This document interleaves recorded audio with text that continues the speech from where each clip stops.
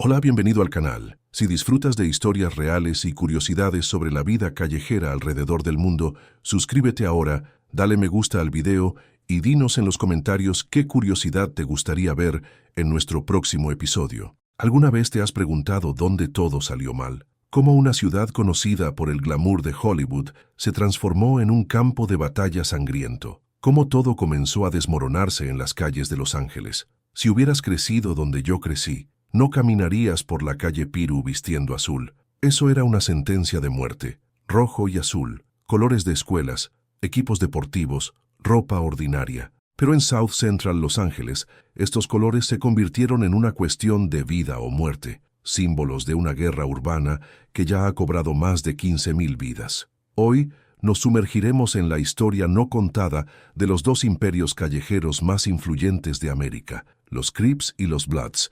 Es 1971. Un adolescente de 15 años llamado Raymond Washington camina por las deterioradas calles del este de Los Ángeles. Las paredes a su alrededor están cubiertas de grafitis, marcas territoriales de pandillas mexicanas que han dominado el vecindario durante décadas. Raymond, un joven carismático con un físico impresionante, a pesar de su baja estatura, acaba de reunir a un pequeño grupo de amigos de la escuela secundaria Fremont.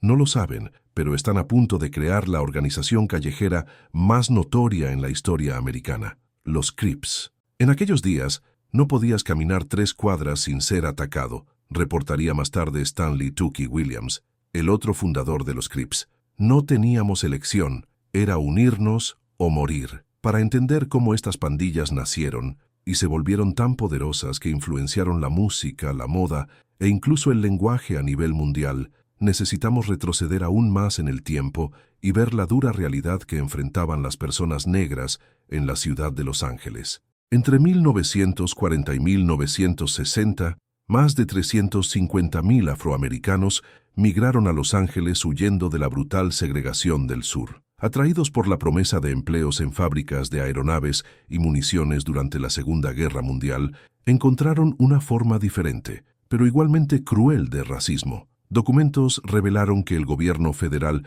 deliberadamente negó préstamos hipotecarios a personas negras a través de una práctica llamada redlining. Mapas oficiales marcaban los vecindarios negros en rojo, clasificándolos como peligrosos para la inversión. Simultáneamente, acuerdos secretos entre propietarios blancos prohibían la venta o alquiler de propiedades a personas negras fuera de estas áreas marcadas. El resultado fue una bomba de tiempo social, familias negras confinadas a guetos superpoblados, escuelas deterioradas y sin empleo estable después de que las fábricas cerraran en el período de posguerra. La esperanza de vida en South Central era 15 años más corta que en Beverly Hills, a solo 20 minutos en coche. La explosión llegó en agosto de 1965. Marquette Fry, un hombre negro de 21 años, fue detenido por un oficial de policía blanco por supuestamente conducir ebrio en la avenida Avalon. Lo que hubiera sido un simple acercamiento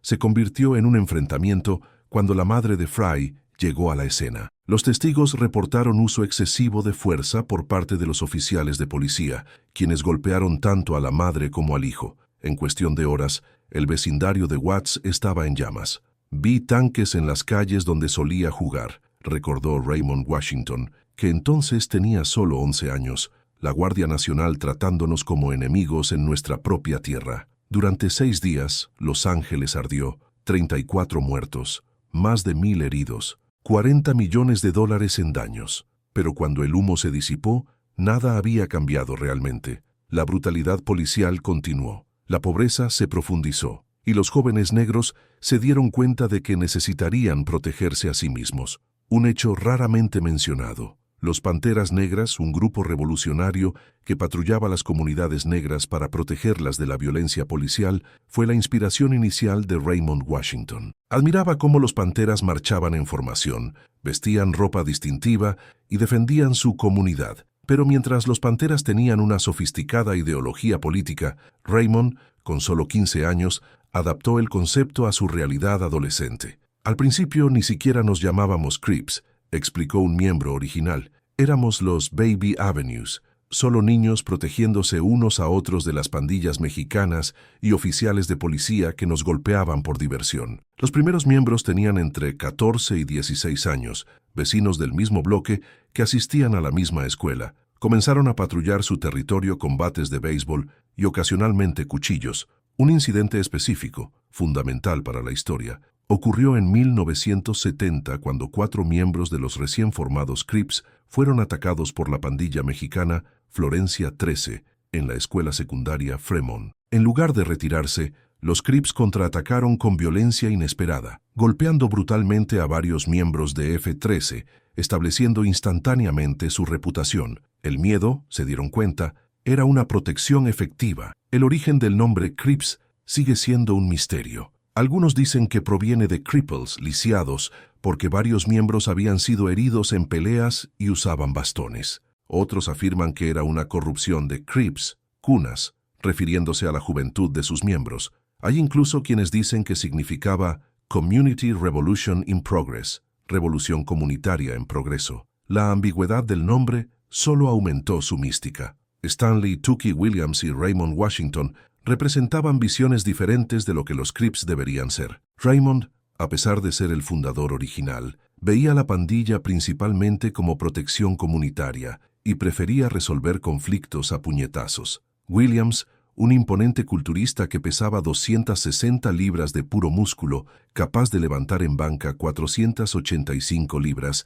vislumbraba posibilidades de poder y expansión. Esta tensión interna moldearía la evolución de la pandilla. En los primeros 2 años, los Crips raramente usaban armas de fuego. Las peleas se resolvían a puñetazos, reflejando el código de honor callejero. Fue solo cuando la pandilla comenzó a expandirse a nuevos territorios que las armas se volvieron comunes.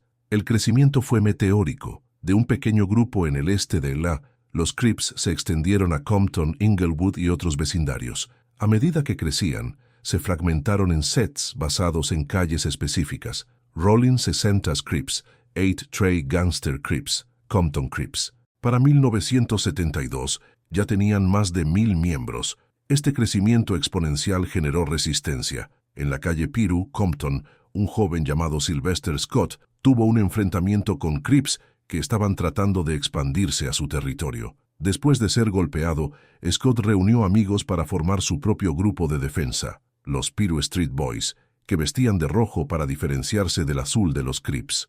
El rojo no fue elegido al azar. Era el color de la escuela secundaria Centennial, a la que asistían muchos de los primeros Bloods. Así como el azul de los Crips provenía de la escuela secundaria Washington, los colores que más tarde simbolizarían una guerra mortal comenzaron como simple identidad escolar. La transformación de los Piru Street Boys en Bloods ocurrió después de un incidente específico en 1972. En el estacionamiento del Hollywood Palladium, durante un concierto de Curtis Mayfield, un grupo de Crips atacó y mató a Robert Ballou Jr., un estudiante sin afiliación a pandillas, solo para robarle su chaqueta de cuero. Este acto de violencia gratuita conmocionó a la comunidad negra y llevó a varias pequeñas pandillas no Crip a unirse bajo la bandera roja de los Bloods. El término Blood proviene de una expresión común entre los africanos, Blood Brother, hermano de sangre, explicó un miembro fundador. Era un recordatorio de que todos estábamos conectados en la lucha contra los Crips.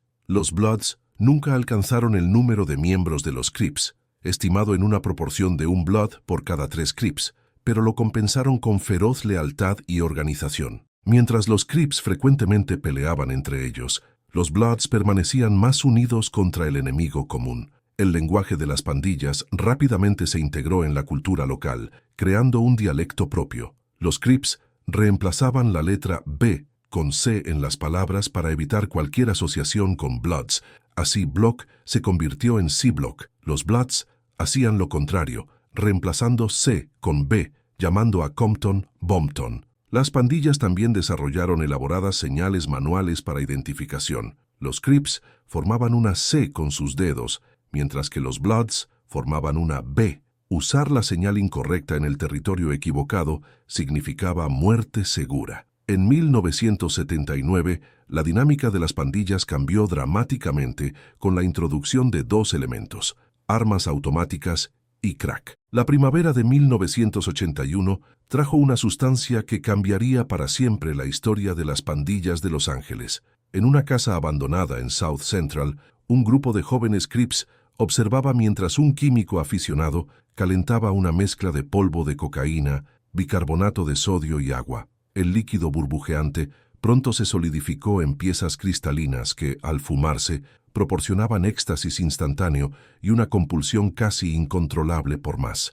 Era como descubrir una mina de oro, reportó un extraficante años después. Antes teníamos que vender marihuana todo un mes para ganar $1000. Con el crack, hacíamos eso en una hora. El crack rápidamente transformó a las pandillas de organizaciones territoriales en sofisticados carteles de distribución de drogas, con ganancias astronómicas, estimadas en más de $250 millones anuales. En 1985, llegó una escalada sin precedentes en la violencia. Mientras la cocaína en polvo era consumida principalmente por la clase media blanca, el crack penetró en las comunidades negras y latinas con fuerza devastadora. Por menos de $20, los usuarios podían experimentar de 5 a 10 minutos de euforia intensa. Una sola piedra costaba apenas $10, haciendo la adicción accesible incluso para los más pobres. Un aspecto poco discutido de la epidemia del crack fue el papel del gobierno federal en su propagación. En 1996,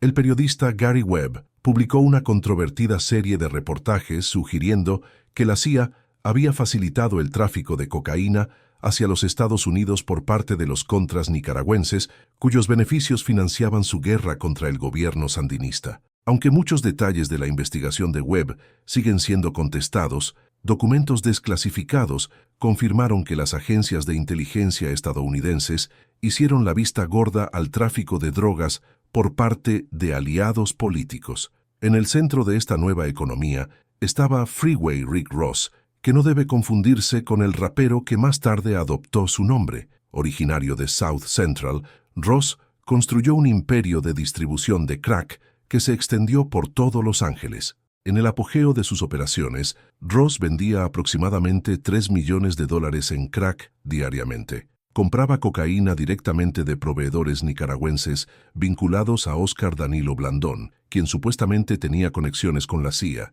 y la distribuía a pandillas locales. La estructura interna de las pandillas cambió dramáticamente. Surgieron posiciones especializadas: vigilantes, cocineros de piedras, corredores y ejecutores. Las armas también evolucionaron. Los enfrentamientos con puños y cuchillos fueron reemplazados por tiroteos con armamento militar. Ametralladoras Uzi, pistolas TEC-9 y rifles AR-15 inundaron las calles de Los Ángeles. Después de la muerte de Raymond Washington en 1979, asesinado por un Crip no identificado, y el encarcelamiento de Tookie Williams en 1981 por 4 asesinatos, ningún líder central logró mantener la cohesión de las organizaciones originales. Los Crips se dividieron en dos grandes grupos: los Gangster Crips y los Neighborhood Crips. Esta división resultó en una brutal guerra interna que costó más vidas que el conflicto con los Bloods. Un estudio policial de 1988 estimó que el 70% de los homicidios relacionados con los Crips fueron cometidos contra otros Crips. Entre 1985 y 1990, más de 1000 jóvenes negros fueron asesinados anualmente en Los Ángeles, la mayoría en conflictos de pandillas. La policía respondió con tácticas cada vez más agresivas. En 1984, en preparación para los Juegos Olímpicos de Los Ángeles, el Departamento de Policía de Los Ángeles, LAPD, lanzó la Operación Hammer bajo el mando del jefe Daryl Gates. La operación involucró redadas masivas, con cientos de oficiales invadiendo vecindarios enteros y arrestando a cualquier joven negro que pareciera sospechoso. En una sola noche, en 1988, más de 1000 personas fueron arrestadas en South Central. La unidad CRACH, Recursos Comunitarios contra Pandilleros, del LAPD, se hizo particularmente notoria por sus tácticas agresivas. En 1991, un video aficionado capturó a oficiales de la unidad golpeando brutalmente a Rodney King. Cuando los oficiales fueron absueltos al año siguiente, la ciudad estalló en los peores disturbios civiles en la historia americana. Un desarrollo fascinante ocurrió durante los disturbios de 1992. Mientras la ciudad ardía, líderes de los Crips y Bloods negociaron una histórica tregua en Watts. La tregua comenzó entre 4 facciones rivales y pronto se extendió para incluir docenas de facciones. En el primer año después del acuerdo, los homicidios en Watts cayeron un 64%. Miembros de pandillas rivales comenzaron a cruzar límites territoriales que anteriormente eran impenetrables. Sin embargo, poderosas fuerzas trabajaron contra la paz. Documentos internos del LAPD, revelados años después, mostraron que la policía veía la tregua como una amenaza mayor que la guerra. Una unidad especial fue asignada para desestabilizar la alianza, infiltrando informantes y difundiendo rumores de traición entre las pandillas. El jefe de policía, Daryl Gates, incluso declaró públicamente que pandilleros hablando de paz es como Hitler hablando de paz. Paralelamente a estos eventos, el rap emergió como la auténtica voz de las calles. En 1988, el grupo NWA, Niggas with Attitude, de Compton, lanzó Straight Outta Compton, un álbum revolucionario que retrataba sin filtros la realidad de las áreas dominadas por pandillas. La canción Fuck the Police se convirtió en un himno contra la brutalidad policial, provocando una carta de advertencia del FBI al sello discográfico del grupo. La única vez en la historia que la agencia federal envió oficialmente tal aviso a un grupo musical. Ice Cube, Dr. Dre, Eazy-E y MC Ren, los miembros de NWA, no eran simplemente artistas, eran cronistas de una realidad que la América blanca prefería ignorar. Sus letras describían un mundo donde la violencia era cotidiana, la policía era un ejército de ocupación y las drogas ofrecían una de las pocas rutas hacia la movilidad económica. Varios miembros de NWA, incluido Eazy-E, habían sido traficantes antes de convertirse en músicos. Eazy-E usó ganancias del tráfico de drogas para fundar Ruthless Records, que produjo el álbum debut del grupo con una inversión inicial de $250,000, dinero ganado vendiendo crack. El impacto cultural del gangsta rap trascendió la música, influenciando la moda, el lenguaje y las actitudes en todo el mundo. Jóvenes blancos en suburbios distantes comenzaron a adoptar la estética de las pandillas de Los Ángeles. Esta gangsterización de la cultura pop creó una dinámica compleja. Por un lado, los artistas negros finalmente ganaron reconocimiento y riqueza a través de sus historias auténticas. Por otro lado, los estereotipos negativos sobre los hombres negros como inherentemente violentos y criminales se reforzaron en el imaginario público. El clímax de esta fusión entre pandillas y cultura pop llegó con la rivalidad este versus oeste en el hip hop durante los 90. Lo que comenzó como una disputa musical entre raperos de las costas este y oeste de los EEU, eventualmente se entrelazó con tensiones reales de pandillas, culminando en las muertes de 2 de los artistas más talentosos de la generación, Tupac Shakur y Christopher Wallace, de Notorious B.I.G. Tupac, hijo de una ex-pantera negra, firmó con Death Row Records, un sello notoriamente afiliado con los Mob Piru Bloods a través de su fundador, Marion Suge Knight.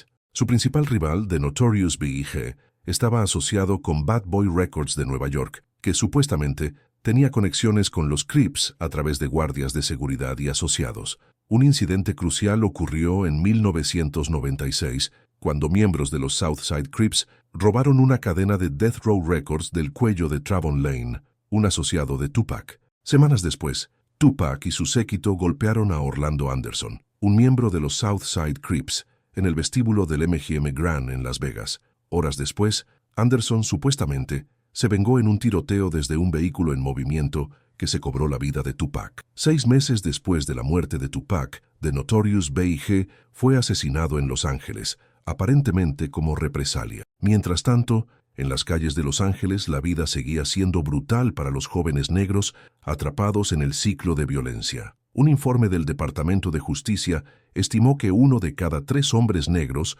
entre las edades de 16 y 24 años en Los Ángeles, estaba involucrado con el sistema de justicia penal. Las prisiones se convirtieron en campos de entrenamiento para pandillas. Dentro del sistema penal de California, Crips y Bloods formaron alianzas con otras organizaciones raciales. Al mismo tiempo, el modelo de pandillas de Los Ángeles se exportó a otras ciudades estadounidenses. A medida que el mercado del crack se saturaba en California, miembros de los Crips y Bloods migraron a mercados vírgenes en ciudades como St. Louis, Chicago, Kansas City y Las Vegas. El programa Section 8, que ofrecía vales para que familias de bajos ingresos alquilaran residencias en áreas más afluentes, sirvió inadvertidamente como vehículo para la diseminación de pandillas. En 1998, criminólogos identificaron células activas de Crips o Bloods en más de 120 ciudades estadounidenses, incluidas comunidades tan improbables como Omaha, Nebraska y Anchorage, Alaska. La exportación del conflicto no se limitó a los Estados Unidos. Versiones de los Crips y Bloods surgieron en países como Canadá, Inglaterra y Nueva Zelanda. El año 2000 marcó el comienzo de una nueva era. Las tasas de criminalidad, que habían alcanzado niveles récord en la década anterior, comenzaron a caer significativamente. Varios factores contribuyeron a esta disminución: gentrificación de vecindarios históricamente dominados por pandillas, endurecimiento de leyes como Three Strikes de California y programas de intervención comunitaria más efectivos. «Perdí a 23 amigos antes de cumplir 23 años», dijo un ex-Crip que se convirtió en mentor juvenil. «Cuando tuve a mi hijo, me prometí a mí mismo que él nunca conocería ese mundo». Irónicamente, mientras la violencia real disminuía, la mitología de las pandillas de Los Ángeles se solidificaba en la cultura pop global. Películas como Colors, Boys and the Hood y Menace to Society inmortalizaron la era dorada de los Crips y Bloods, a menudo romantizando una realidad que había sido brutalmente destructiva. Mientras tanto, la mayoría de los fundadores originales habían encontrado finales trágicos. Raymond Washington, asesinado en 1979 a la edad de 25 años. Tookie Williams, ejecutado por el estado de California en 2005. Sylvester Scott y Vincent Owens, los fundadores de los Peter Street Boys, ambos murieron antes de los 30 años. Una generación entera de líderes había sido diezmada. Aquellos que sobrevivieron a menudo lo hicieron a través de extraordinarias transformaciones personales. Monster Cody Scott, un notorio miembro de los 8 Trey Gangster Crips, se convirtió al Islam en prisión, cambió su nombre a Sanjika Shakur y escribió un bestseller sobre sus experiencias. Freeway Rick Ross, después de ser liberado de prisión, se convirtió en orador motivacional y activista antidrogas. En la primera década de los 2000, los Crips y Bloods enfrentaron una realidad drásticamente transformada. Las esquinas que alguna vez generaron millones del comercio de crack ahora estaban ocupadas por cafeterías artesanales. Los proyectos de vivienda que habían sido sus centros de reclutamiento fueron demolidos para dar paso a condominios de lujo. Un poderoso fenómeno barrió South Central Los Ángeles, Compton e Inglewood: la gentrificación. En 2003, la ciudad cambió oficialmente el nombre de South Central a South Los Angeles, en un intento de distanciarse del estigma asociado con la región. Entre 2000 y 2015, la población negra de Inglewood disminuyó del 47 al 40%, mientras que el valor medio de las propiedades se triplicó. En Compton, donde nacieron los Bloods, una casa típica que costaba $150,000 en 2000 ahora valía más de $500,000. Esta diáspora urbana creó un nuevo fenómeno: pandillas sin territorio fijo. Por primera vez, ser un Crip o Blood no significaba necesariamente proteger o representar un vecindario específico. La identidad de pandilla se volvió más abstracta, más una cuestión de herencia familiar y conexiones personales que geografía concreta. Simultáneamente, la era digital transformó fundamentalmente la dinámica de las pandillas. En 2005, YouTube fue lanzado, y pronto los jóvenes miembros de pandillas descubrieron el poder del video para amplificar su reputación. Surgió el fenómeno del net banging, pandillerismo virtual, con enfrentamientos que anteriormente ocurrirían en callejones oscuros, desenvolviéndose ahora en comentarios de YouTube y publicaciones en redes sociales. Las redes sociales también alteraron la naturaleza de las rivalidades. Un estudio identificó que aproximadamente el 25% de los homicidios relacionados con pandillas en Los Ángeles habían sido precedidos por confrontaciones en plataformas sociales.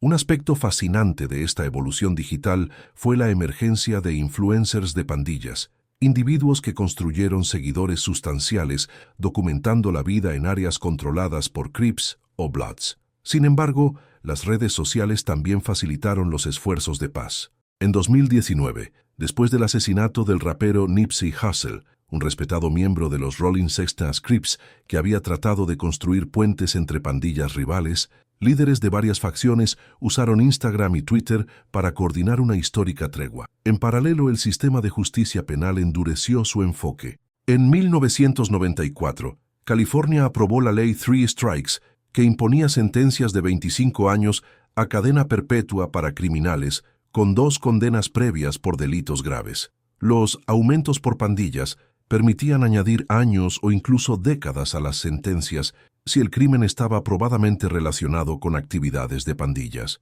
Las estadísticas son impresionantes. En 2010, aproximadamente el 45% de la población penitenciaria de California tenía alguna afiliación con pandillas. Un informe del Departamento de Justicia estimó que más de 100,000 exmiembros de los Crips y Bloods cumplían sentencias en prisiones estatales y federales, a un costo anual de más de $5,000 millones para los contribuyentes. Para combatir la identificación, las pandillas adaptaron sus métodos operativos. El uso tradicional de colores, señales manuales y tatuajes visibles disminuyó significativamente. Este cambio en la visibilidad coincidió con una evolución en las actividades criminales. El tráfico de drogas se convirtió en solo un componente de carteras criminales más diversificadas, incluyendo sofisticados fraudes gubernamentales. Se han adaptado a la economía del conocimiento, comentó un fiscal federal. Mientras continuamos buscando traficantes en las esquinas, ellos están en línea, ejecutando fraudes financieros que rivalizan con Wall Street en sofisticación. La dinámica interna de las pandillas también evolucionó de maneras sorprendentes. Las divisiones generacionales se volvieron cada vez más pronunciadas, con OGs, Original Gangsters, miembros mayores, frecuentemente entrando en conflicto con IGs, Young Gangsters, sobre códigos de conducta y prioridades operativas. Muchos OGs se convirtieron en mediadores de paz en sus comunidades. Un ejemplo notable fue Anton Lucky, un ex líder de los Bloods que fundó la organización Urban Specialists después de su liberación de prisión. La mayoría de los jóvenes que se unen a pandillas hoy están buscando lo que todos buscamos: identidad, protección y oportunidad económica, explicó Lucky en una charla TED. Si ofrecemos alternativas legítimas para estas necesidades, podemos interrumpir el ciclo antes de que comience. Estas iniciativas de reforma encontraron un apoyo creciente. El enfoque Cure Violence, desarrollado por el epidemiólogo Gary Slotkin, trataba la violencia de pandillas como una enfermedad contagiosa que podía ser contenida a través de interruptores de violencia, individuos con credibilidad en las calles que intervenían en conflictos antes de que escalaran a homicidios. Implementado en vecindarios de Los Ángeles, históricamente dominados por Crips y Bloods, el programa redujo los tiroteos hasta en un 70% en algunas áreas. Un estudio longitudinal siguió a 1,000 familias en áreas controladas por pandillas entre 2000 y 2020. Los resultados fueron reveladores. El 87% de las familias tenía al menos un miembro que había sido víctima de violencia relacionada con pandillas, y el 62% había perdido a un miembro de la familia por homicidio o encarcelamiento a largo plazo. La doctora Jorja Leap, antropóloga de UCLA, observó: documentamos tasas de trastorno de estrés postraumático entre jóvenes en áreas controladas por pandillas comparables a soldados que regresan de Afganistán. La diferencia es que estos jóvenes nunca abandonan la zona de guerra, viven en ella diariamente. Curiosamente, mientras la realidad de las pandillas se volvía más compleja, su representación cultural se solidificaba en estereotipos cada vez más rígidos. El gangsta rap de los 90 había dado paso a una nueva generación de artistas como Kendrick Lamar, que ofrecían retratos más introspectivos y críticos de la vida en áreas controladas por pandillas. Lamar, que creció en Compton rodeado de miembros de los Bloods, ganó un premio Pulitzer por su álbum Damn en 2017. Un desarrollo particularmente irónico fue la comercialización global de la estética de las pandillas. En 2015, la marca francesa de alta moda Balmain lanzó una colección inspirada en la moda de las pandillas de Los Ángeles de los 90, con pañuelos, camisas de franela y jeans holgados que se vendían por miles de dólares. Lo que había comenzado como un código de vestimenta funcional en vecindarios empobrecidos se convirtió en un accesorio de lujo para la élite global. Para los conservadores, Los Crips y Bloods representaban la justificación para políticas de ley y orden, mientras que para los progresistas simbolizaban las consecuencias del racismo estructural y la desigualdad económica. Ambas perspectivas frecuentemente fallaban en capturar la compleja humanidad de los individuos involucrados en estas organizaciones. Los miembros mismos raramente tenían voz en estos debates. Una notable excepción fue Keenan Anderson, un ex miembro de los Bloods, que se convirtió en profesor universitario e investigador. En su libro Beyond Red and Blue, Anderson argumentó que las políticas efectivas de reducción de violencia deberían centrarse en las voces y experiencias de miembros actuales y antiguos de pandillas.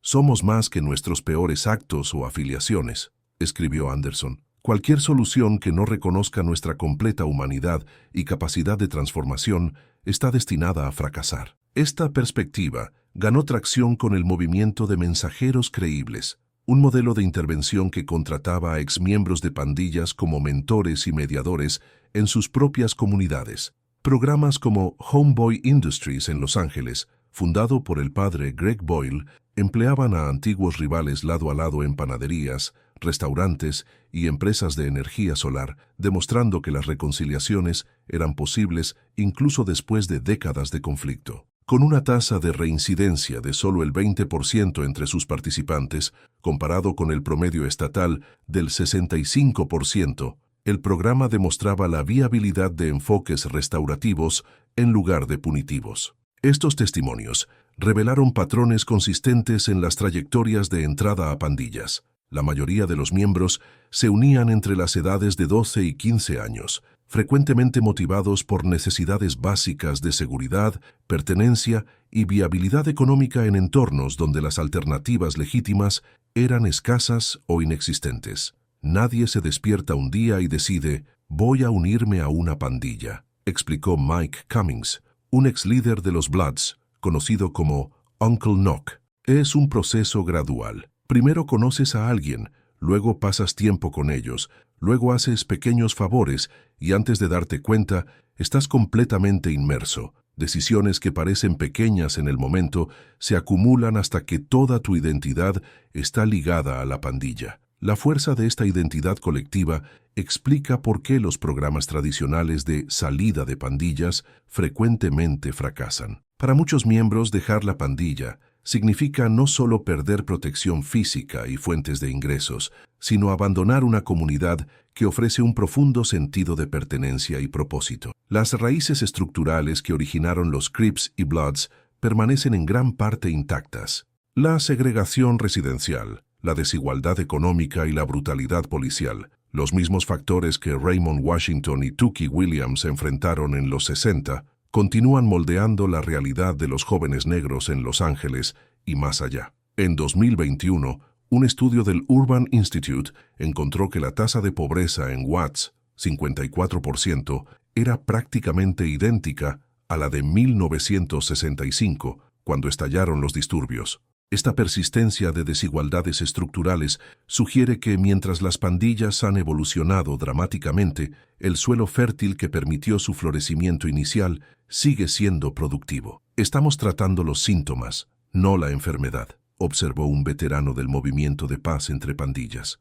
Mientras tengamos comunidades donde los niños crecen sin esperanza de un futuro mejor, las pandillas continuarán ofreciendo respuestas, incluso si son las respuestas equivocadas. A medida que Los Ángeles se acerca al 60º aniversario de la fundación de los Crips originales, el legado de estas organizaciones sigue siendo profundamente ambiguo. Para muchos, representan el fracaso de las instituciones americanas en proporcionar protección, oportunidad y justicia para comunidades marginadas. Para otros, simbolizan la extraordinaria resiliencia y creatividad de jóvenes que forjaron sistemas alternativos de supervivencia en entornos hostiles. Quizás la verdad más compleja es que los Crips y Bloods nunca fueron simplemente pandillas criminales, sino expresiones multifacéticas de la experiencia afroamericana bajo condiciones de segregación, pobreza y violencia institucional. Sus historias están inextricablemente entrelazadas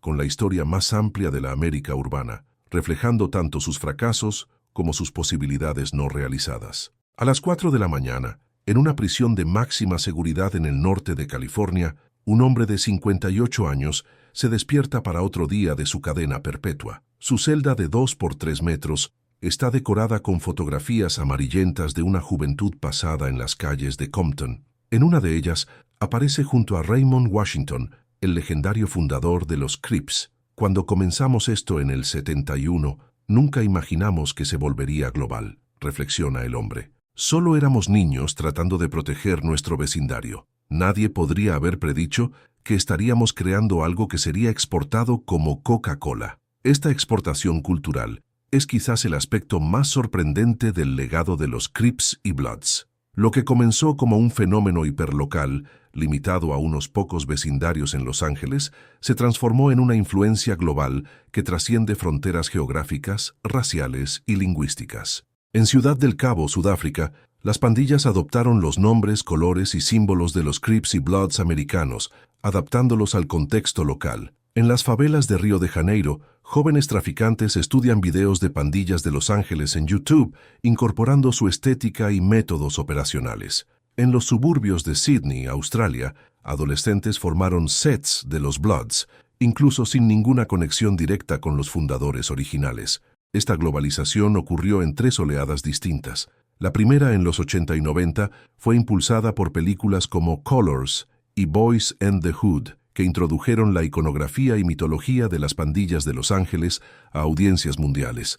La segunda llegó con la explosión del gangsta rap como fenómeno musical global. La tercera y más reciente ola fue catalizada por Internet, que permitió la transmisión en tiempo real de la cultura de pandillas a través de plataformas como YouTube, Instagram y TikTok. Es como una franquicia sin licencia, observa el Dr. James Diego Vigil, antropólogo de la Universidad de California.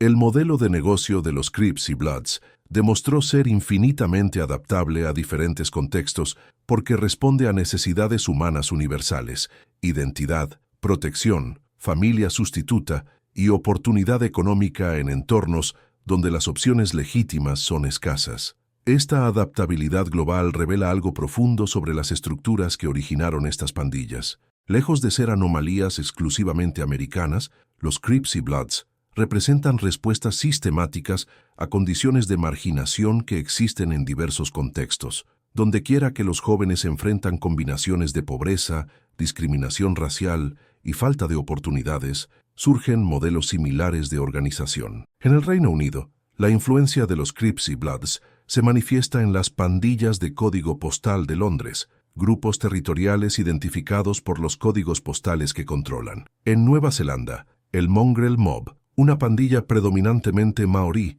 adoptó elementos específicos de la cultura Blood, incluyendo el uso del color rojo y saludos como Blood Love. En El Salvador, las pandillas MS-13 y Barrio 18 incorporaron elementos de los Crips y Bloods en su estética y estructura. Esta exportación global representa un desafío significativo para los formuladores de políticas y expertos en seguridad pública. Los enfoques que funcionan en el contexto específico de Los Ángeles pueden no ser transferibles a adaptaciones internacionales del modelo, cada una evolucionando en su propio contexto socioeconómico, político y cultural. Connie Rice, una abogada de derechos civiles, observa: "Lo que aprendimos en California es que no puedes arrestar el problema y hacer que desaparezca. Si esta lección no se entiende internacionalmente, veremos los mismos errores repetidos a escala global". Al mirar hacia el futuro, emergen 3 escenarios distintos para la continua evolución de los Crips y Bloods y sus derivados globales.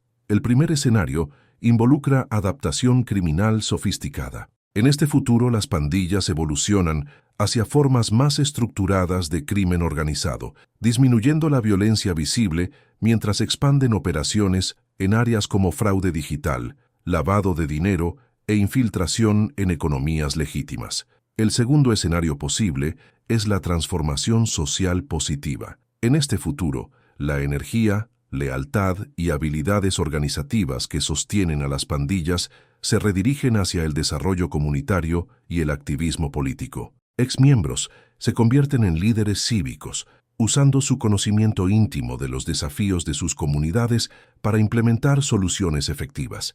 El tercer escenario, desafortunadamente el más probable en muchas comunidades, es la persistencia cíclica. En este futuro, los patrones básicos establecidos hace 6 décadas continúan reproduciéndose, con nuevas generaciones siendo socializadas en conflictos heredados de sus predecesores. Este patrón es particularmente resistente, porque las condiciones sociales subyacentes, pobreza, discriminación racial, oportunidades limitadas, permanecen en gran parte sin cambios. ¿Cuál de estos futuros prevalecerá depende menos de las pandillas mismas y más de las respuestas institucionales y sociales hacia ellas? Las políticas que priorizan el encarcelamiento masivo inevitablemente perpetuarán los ciclos existentes. En contraste, los enfoques que reconocen las funciones sociales que las pandillas cumplen y ofrecen alternativas legítimas tienen el potencial de catalizar transformaciones. Un modelo prometedor es Advance Peace, un programa iniciado en Richmond, California, que identifica a individuos con más probabilidades de cometer violencia armada y les ofrece estipendios mensuales, tutoría intensiva y oportunidades educativas. El programa, controvertido por pagar a potenciales tiradores para que no disparen, redujo los homicidios en un 70% en las comunidades donde se implementó. Devon Bogan, fundador de Advance Peace, explica la lógica. Nos preguntamos, ¿cuánto vale una vida humana? Si podemos prevenir un solo homicidio, que costaría millones en procedimientos legales, encarcelamiento y costos sociales, pagando a alguien $5,000 al año para transformar su vida, ¿no es esa una inversión sensata? Quizás el cambio más fundamental es reconocer que los miembros de pandillas